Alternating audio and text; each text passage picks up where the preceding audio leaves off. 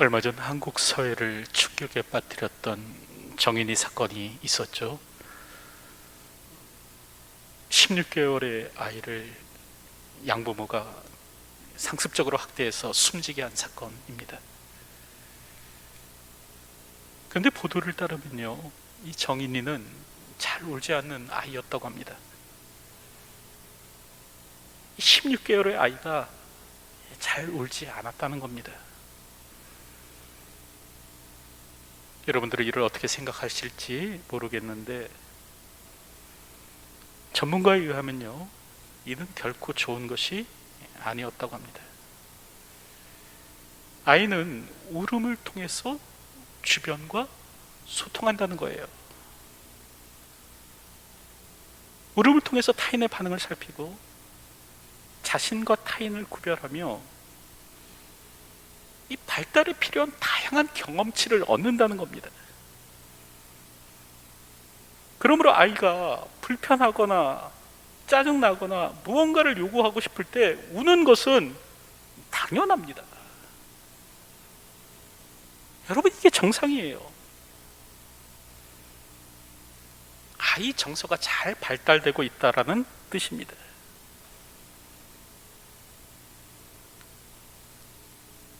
흔히 정인이와 같이 울지 않는 이런 아이를 사일런트 베이비라고 하는데요,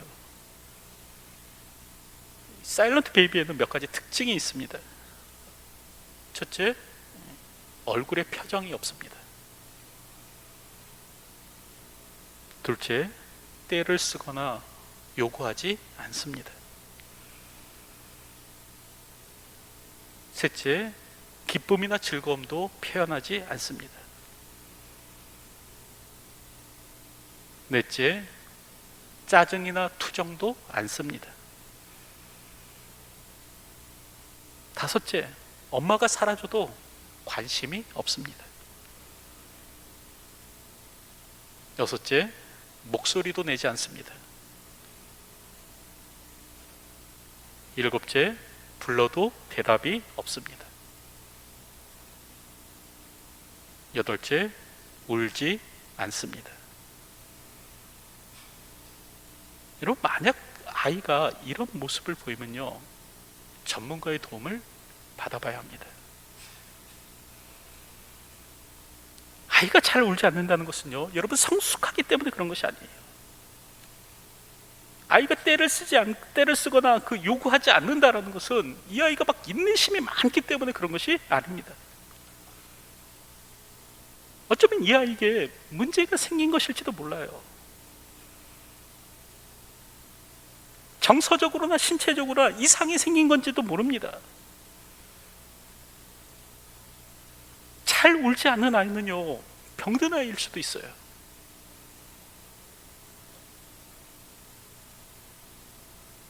그런데 이는 신앙적으로도 마찬가지입니다. 울지 않는 성도가 있다? 여러분, 그러면요, 그것은 단순하게 그냥 신앙적 성숙만으로 볼 것은 아니다라는 겁니다. 사실 우리는 어려서부터 이 감정을 절제할 것에 대해서 배워왔죠. 그러다 보니까 이제 남자는 태어나서 3번만 울어야 한다, 그렇게 교육받았습니다. 태어날 때, 부모님이 돌아가셨을 때, 그리고 나라가 망할 때, 이 왜 울면 찌질하다는 거예요. 눈물은 아무 때나 보이는 것이 아니라는 겁니다. 그래서 이제 장례식 같은 데 가도 막 울지 못하게 하는 거예요. 울지 마, 그만해, 됐어, 그러는 거죠. 여러분, 그런데 우는 것보다 더 심각한 것이 무엇인가? 울지 않는 겁니다. 지금 충분히 울어 마땅한 상황인데, 여러분, 울지 않는다는 것은 굉장히 위험한 거예요. 마찬가지죠. 울지 않는 성도가 되었다라는 것도 위험한 겁니다. 여러분, 성도의 눈물이 말라버렸다는 것은 이게 신앙적 성숙을 뜻할 수도 있지만 영적으로 병들었음을 의미할 수도 있습니다. 여러분, 성경을 보십시오. 얼마나 많은 신앙의 위인들이 눈물의 사람이었습니까? 대표적인 경우가 예레미야죠. 예레미야가 3장 48절을 보면 딸, 내 백성의 파멸로 말미암아 내 눈에는 눈물이 시내처럼 흐르도다. 내 눈에 흐르는 눈물이 그치지 아니하고 쉬지 아니하며 여호와께서 하늘에서 살피시고 돌아보실 때까지니라. 그런 말을 합니다. 지금 예레미야는요, 자신의 눈에서 눈물이 마를 날이 없다는 거예요. 이 불순종과 우상숭배로 망해가는 이 조국을 바라볼 때 울지 않을 수가 없다는 겁니다. 그래서 항상 예레미야가 눈물로 살았고, 그래서 사람들은 예레미야를 향해 뭐라고 얘기합니까? 눈물의 선지자라고 하지 않습니까? 이는 다윗 역시도 마찬가지였습니다. 시편 6편 6절의 말씀을 보면 내가 탄식함으로 곰핍하여 밤마다 눈물로 내 침상을 띄우고 내 요를 적시나이다. 여러분, 이처럼 다윗도 눈물의 사람이었고요. 느헤미야도 마찬가지였죠. 느헤미야서 1장 4절을 보면 내가 이 말을 듣고 앉아서 울고 수일 동안 슬퍼하며 하늘의 하나님 앞에 금식하며 기도하여. 그 예루살렘 성이 허물어지고 성문이 불탔다라는 이 소식을 들었을 때 이 느헤미야가 어떻게 하는가? 수일 동안 앉아서 울었다는 겁니다. 울며 금식하며 기도했다는 거예요. 이는 예수님도 마찬가지셨습니다. 여러분, 히브리서 5장 7절의 말씀을 보면 그는 육체에 계실 때에 자기를 죽음에서 능히 구원하실 이에게 심한 통곡과 눈물로 간구와 소원을 올렸고. 여러분, 예수님도 통곡의 삶을 사셨고요, 눈물의 삶을 사셨다는 겁니다. 여러분, 이처럼 눈물은 신앙이 없기 때문에 흘리는 것이 아닙니다. 믿음이 없기 때문에 흘리는 것이 아니에요. 오히려 하나님의 자비하심과 긍휼하심을 믿고 신뢰하기 때문에 우는 겁니다. 여러분, 아이가 우는 것은요, 이 아이가 막 참을성이 없어서 우는 것이 아니라 울면 언제든지 달려와 주는 이 엄마를 믿기 때문에, 엄마를 신뢰하기 때문에 우는 겁니다. 그 아이와 엄마의 신뢰 관계가 깨어지면요, 어린아이도 울지 않습니다. 마찬가지죠. 오늘 우리가 하나님 앞에서 눈물을 흘린다는 것은 뭐냐면 하나님께 대한 신뢰가 있기 때문에 그래요. 하나님을 믿고 신뢰하니까 우는 겁니다. 하나님에 대한 신뢰가 깨지면 더 이상 울지 않는 사람이 되는 거예요. 그렇기 때문에 신앙적으로 볼 때 울지 않는 자가 되었다는 것은, 여러분, 이게 굉장히 위험한 겁니다. 내 눈에서 눈물이 사라졌다는 것은 여러분 위기예요.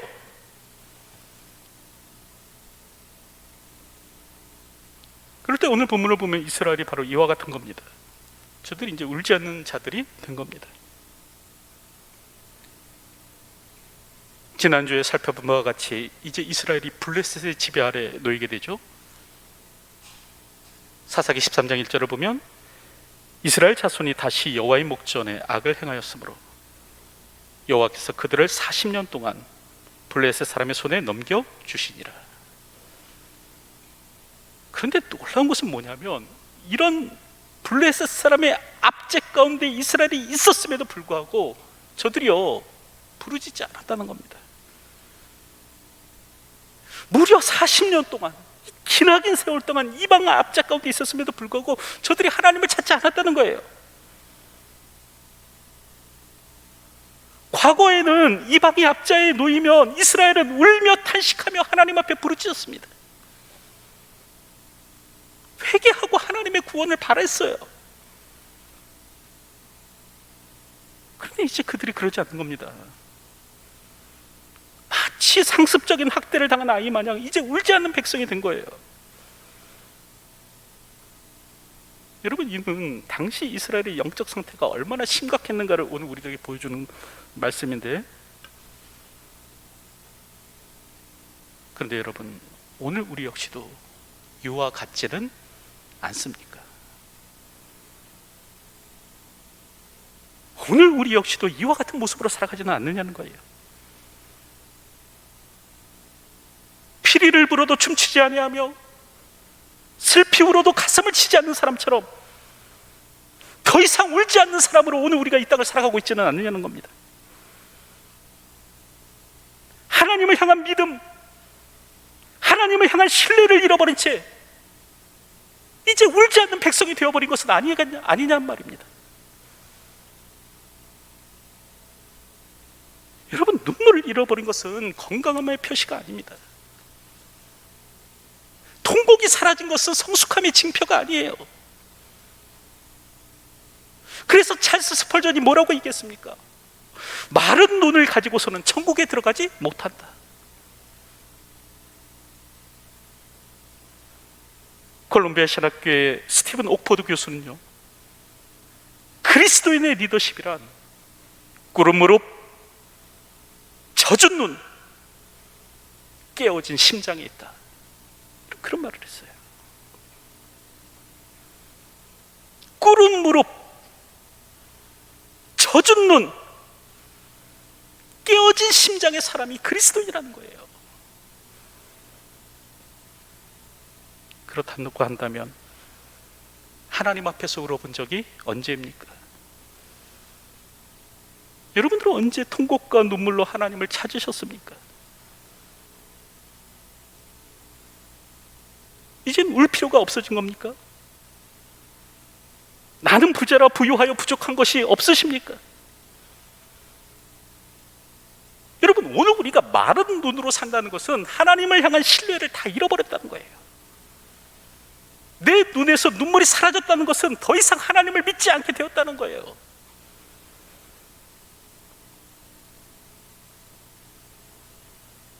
다시 한 번 더 눈물의 영성을 회복할 수 있는 저희들이 되었으면 합니다. 깨어진 심장이요, 꿇은 무릎이요, 젖은 눈으로 이 땅을 살 수 있는 저희가 되었으면 합니다.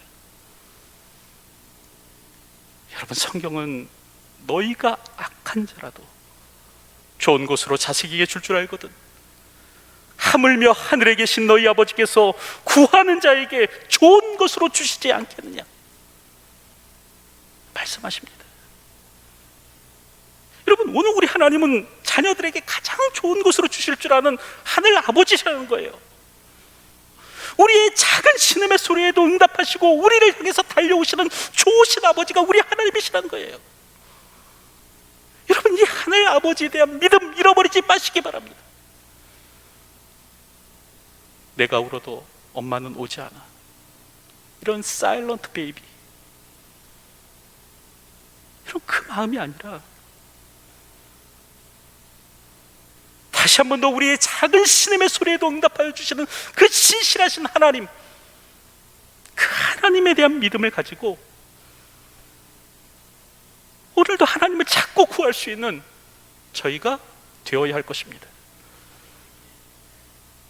하나님은요, 반드시 우리의 눈물의 기도에 응답하여 주십니다. 그런데 오늘 본문을 보면 이스라엘이요, 부르짖지 않는 겁니다. 더 이상 울지 않는 거예요. 모든 하나님을 향한 신뢰와 기대를 내려놓는 겁니다. 여러분, 그랬을 때 오늘 본문을 보면 하나님께서 어떻게 하십니까? 오늘 본문을 보면 하나님께서는요, 이런 이스라엘을 하나님께서 먼저 찾아가십니다. 이스라엘이 부르짖지 않았음에도 불구하고 이제는 하나님께서 먼저 구원의 손길을 내미시는 거예요. 그랬을 때 사사기 13장 2절을 보면 이렇게 말씀하는데, 수라 땅의 단지파의 가족 중에 마노아라 이름하는 자가 있더라. 그의 아내가 임신하지 못함으로 출산하지 못하더니. 이스라엘 백성들이 부르짖지 않았음에도 불구하고요, 이제 하나님께서는 이스라엘의 구원을 위해서 마노아의 가정을 찾으셨다는 거예요. 여러분, 그럴 때 이 마노아의 가정은 불임의 가정이었죠. 오늘 성경을 보면 임신하지 못함으로 출산하지 못하더니 그렇게 기록합니다. 사실은 임신하지 못함으로 라고만 해도 충분히 의미 전달이 가능한데, 오늘 성경을 보면 임신하지 못함으로 출산하지 못하였더니 이렇게 기록하고 있어요. 여러분, 이것은 그만큼 이 가정의 불임이 심각하다는 거예요. 인간적인 방법으로는 이렇게 해결할 방법이 없다는 거죠. 그럴 때 이런 마노아의 가정의 모습은 당시 이스라엘의 영적 상태와 유사합니다. 이스라엘 역시요, 영적 불임의 상태에 있었다는 거예요. 어떠한 생명도 잉태해내지 못하는 영적 불임에 빠진 이 이스라엘의 모습이 바로 마노아의 가정의 모습이었던 거죠. 그런데도 하나님께서는 이들을 찾아오시죠. 그리고 오늘 본문을 보면 약속하십니다. 보라, 내가 본래 임신하지 못함으로 출산하지 못하였으나 이제 임신하여 아들을 낳으리니 그러므로 너는 삼가 포도주와 독주를 마시지 말며 어떤 부정한 것도 먹지 말지니라. 보라, 내가 임신하여 아들을 낳으리니 그의 머리 위에 삭도를 대지 말라. 이 아이는 태에서 나옴으로부터 하나님께 바쳐진 나실인이 됨이라. 그가 블레셋 사람의 손에서 이스라엘을 구원하기 시작하리라. 여러분, 이처럼 하나님께서는요, 이 마노아의 가정에 아들을 약속하여 주시는 겁니다. 심지어 저들이 구하지 않았음에도 불구하고, 부르짖지 않았음에도 불구하고 아들을 약속해 주시는 거예요. 그리고 이 아이가 나실인이다. 이 아이가 장차 이스라엘을 구원할 거다. 말씀해 주시는 거죠. 그럴 때 오늘 본문 성경을 보면, 사사기 13장을 보면 이 마노아는 이런 약속을 이제 아내를 통해서 듣게 되는데, 이제 그러다 보니까 자신이 직접 또 확인하고 싶어 했습니다. 그래서 이제 사사기 13장 8절을 보면 이 마노아가 하나님 앞에 기도하는 겁니다. 주여, 구하옵나니 주께서 보내셨던 하나님의 사람을 우리에게 다시 오게 하사 우리가 그 낳을 아이에게 어떻게 행할지를 우리에게 가르치게 하소서. 이렇게 기도한 겁니다. 그랬을 때 자기 백성의 기도에 응답하시기를 기뻐하시는 하나님께서는 이 마노아의 기도에 그대로 응답하여 주십니다. 이 여호와의 사자를 보내서 재차 약속을 확인시켜 주는 거예요. 여러분, 그게 이제 사사기 13장 8절부터 14절의 내용이죠. 여러분, 그랬을 때 오늘 이제 17절의 말씀을 보면 이 마노아가요, 다시 여호와의 사자를 향해서 묻습니다. 당신의 이름이 무엇이니까?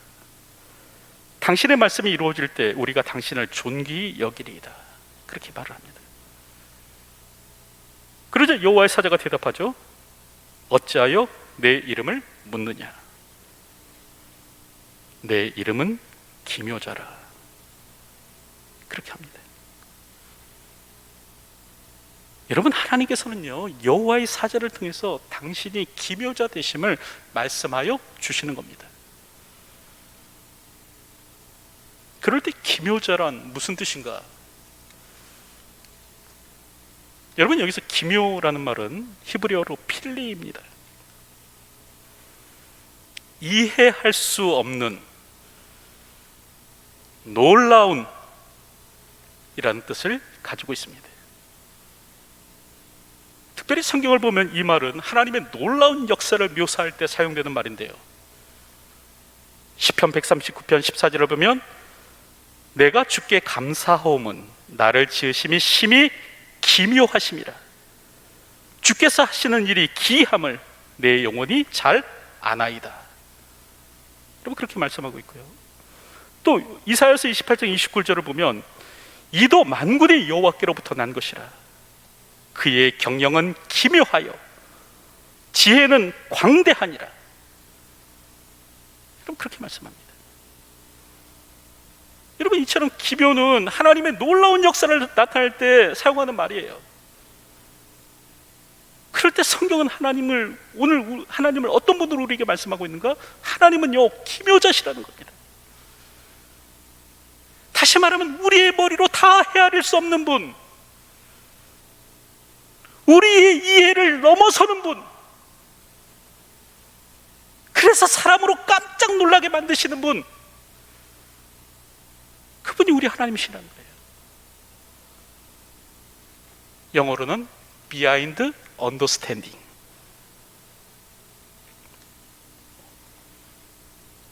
여러분, 이는 오늘 본문만 해도 그러하죠. 여러분, 지금까지 사사기의 공식대로라면 이스라엘은요, 여전히 고통을 당해야만 했습니다. 범죄, 타락, 징계, 회개, 구원의 공식대로라면 지금 이스라엘은 부르짖지 않았어요. 부르짖지 않았으므로 말미암아 여전히 하나님의 구원을 체험할 수 없는 상태여야 됩니다. 그런데 오늘 본문을 보면요, 이해가 되지 않는 일이 일어나요. 놀라운 일이 일어나요. 어떤 일이 일어납니까? 이스라엘이 부르짖지도 않았는데도 불구하고 하나님께서 먼저 구원의 손길을 내미시는 거예요. 범죄, 타락, 징계, 회개, 구원의 패턴이라면 하나님께서는 여전히 이스라엘을 버려두셔야 되는데, 오늘 성경을 보면 하나님께서 이 패턴을 따라 행동하지 않으시고 이스라엘이 부르짖지 않았음에도 불구하고 먼저 구원의 손길을 내밀고 계시더라는 겁니다. 참 이해되지 않는 일을 행하고 계시는 거예요. 여러분, 그럴 때 우리가 알아야 될 것은 뭐냐면 우리의 구원 역시도 이런 하나님의 역사를 통해서 이루어졌다라는 사실입니다. 여러분, 우리는 이스라엘과 달라서 어떤 무슨 구원받을 만한 조건이 있었기 때문에, 그 조건을 갖췄기 때문에 우리가 구원받은 것인가? 그렇지 않습니다. 우리는 이스라엘과 달라서 철저히 하나님 앞에 회개했기 때문에 구원받은 것인가? 흔히 그렇게 생각하시는 분들도 계실지 모르겠지만 여러분, 성경은 그렇게 말씀하고 있지 않아요. 성경은요, 우리가 회심하기 전에 벌써 하나님께서 우리를 선택하시고 예정하셨다고 말씀합니다. 우리가 하나님 앞에 회개하기 전에 이미 하나님께서 오늘 우리를 하나님의 사람으로 부르셨다고 말씀하고 있는 거예요. 그래서 여러분, 웨스트민스터 신앙고백서 여러분 교리 가르치면서 제가 그 구원의 서정에 대해서 몇 번 걸쳐서 말씀드리지 않았습니까? 개혁주의 구원의 서정은 소명, 중생, 회심, 신앙, 칭의, 수양, 성화, 견인, 영화, 이 논리적 순서를 따라 이루어진다, 이제 그런 말씀을 드렸는데, 여러분, 이게 무슨 말이냐면 오늘 우리가 회개하기 전에, 회심 전에 이미 하나님의 부르심이 있었다는 말이에요. 오늘 우리가 회개하기 전에 이미 성령께서 충생케 하시는 사건이 우리 안에 일어났다는 얘기예요. 뭔가 구원받을 만한 어떤 행위를 내가 했기 때문에 내가 구원받은 것이 아니라, 다시 말하면 내가 회개했기 때문에, 심지어는 내가 믿었기 때문에, 내가 무슨 행위를 했기 때문에 구원받은 것이 아니라, 여러분, 오늘 우리의 구원은요, 하나님의 기쁘신 뜻을 따라 아무 이유 없이, 아무 공로 없이 무조건적인 은혜로 우리에게 주어졌다는 겁니다. 여러분, 오늘 우리의 구원은요, 전적 하나님의 은혜입니다. 우리의 구원 역시 사람의 이해를 초월하는 거예요. 내 안에 구원받을 만한 어떤 행위나 어떤 공로가 있어서 구원받은 것이 아니라, 하나님은 사람의 인과유일의 법칙을 뛰어넘어서 아무 공로 없음에도 불구하고 오늘 우리를 구원하여 주신 겁니다.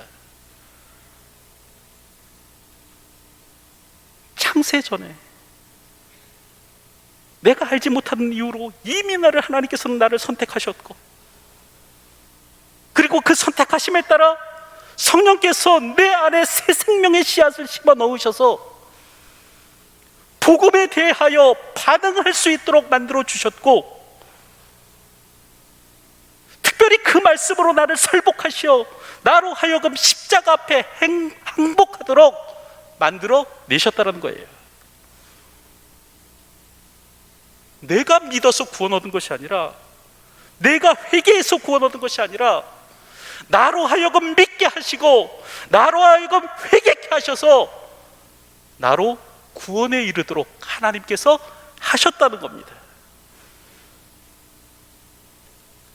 그러므로 오늘 우리는요, 인간의 법칙을 초월하여 활동하시는, 인간의 생각을 뛰어넘어 활동하시는 그 기묘자 되신 하나님을 찬양해야 됩니다.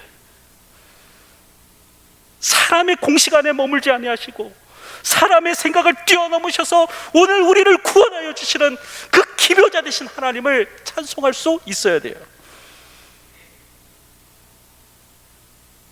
여러분, 사람의 상식대로라면 오전 9시에 와서 일한 사람과 오후 5시에 와서 일한 사람의 품삯이 같아서는 안 됩니다. 그렇죠?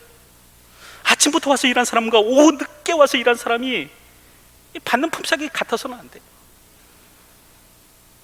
그런데 마태복음 20장을 보면 이 포도원 품꾼의 비유가 나오는데, 이 포도원 주인은요, 오전 9시에 와서 일한 사람이나 12시에 와서 일한 사람이나 오후 3시에 와서 일한 사람이나 오후 5시에 와서 일한 사람에게 차별 없이 모두 같은 일당을 지급합니다. 그러자 이제 아침에 온 사람들이 불평하는 거예요. 나중은 이 사람들은 1시간밖에 일하지 아니하였거늘 그들을 종일 수고하여 더위를 견딘 우리와 같게 하였나이다. 그렇게 말하는 거예요. 어떻게 똑같이 임금을 줄 수 있습니까? 우리가 아침부터 와갖고 얼마나 수고했는데. 여러분, 그러죠. 포도원 주인이 그렇게 얘기하죠. 친구여, 내가 네게 잘못한 것이 없노라. 내가 나와 한 데나리온의 약속을 하지 아니하였느냐. 내 것이나 가지고 가라. 나중은 이 사람에게 너와 같이 주는 것이 내 뜻이니라. 내 것을 가지고 내 뜻대로 할 것이 아니냐. 여러분, 우리 하나님은요, 당신의 깊으신 뜻대로 행하시는 분이십니다. 사람의 상식을 초월해서, 인간의 생각을 초월해서 일하시는 분이에요. 그런데 이런 인간의 생각을 초월해서 일하시는 그 하나님의 일하심으로 말미암아 오늘 5시에 온 자와 같은 나에게도 구원이 주어진 겁니다. 아무 공로 없는 나에게도, 구원받을 자격 없는 나에게도 사람의 생각을 초월해서 일하시는 하나님이 계셨기 때문에 구원이 주어진 겁니다. 여러분, 다시 한 번 더 말씀드리지만 하나님은요, 기묘자세요. 오늘 우리의 생각을 뛰어넘어서 일하시는 분이십니다. 그리고 오늘 우리의 생각을 뛰어넘어서 일하심이 곧 오늘 우리의 구원으로 이루어지는 거예요.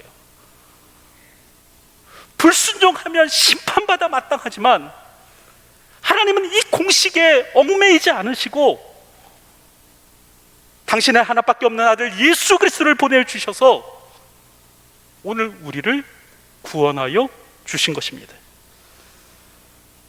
그러므로 오늘도 하나님을 내가 만든 공식 안에 가두고 신앙생활하는 저희가 되지 않았으면 합니다.